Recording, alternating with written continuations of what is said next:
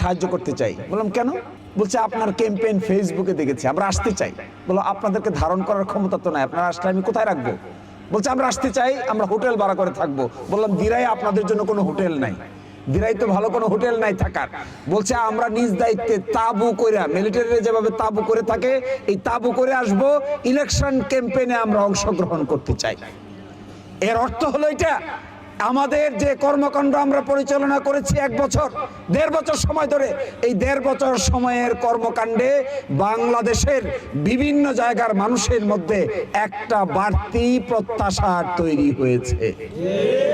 এই প্রত্যাশাটা বাস্তবায়ন, আজকে গেলাম একজনের সঙ্গে, না কালকে, দিরাই বাজারে কোনার মধ্যে একজন আমাকে কোলাকুলি করছে।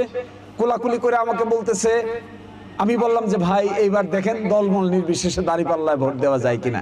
উনি আমার কানে কানে বলতেছে, আজকে সকালে আমি একটা ফোন পাইছি নোয়াখালী থেকে ফোন করে আমাকে বলছে কোনোভাবেই যেন আমরা এবার উল্টাপাল্টা কিছু না করি। বললাম যে কে বলছে আপনাকে নোয়াখালী থেকে? বলে আমার এক আত্মীয় নোয়াখালী থাকে, ওখান থেকে তারা বলতেছে আপনাকে আমাদের এখানে যেন সঠিকভাবে আমরা গ্রহণ করি, এর ভুল যেন না করি। আচ্ছা, এই নোয়াখালীর লোককে কি আমি চিনি? আমি দেখেছি কোনোদিন দেখি নাই তো।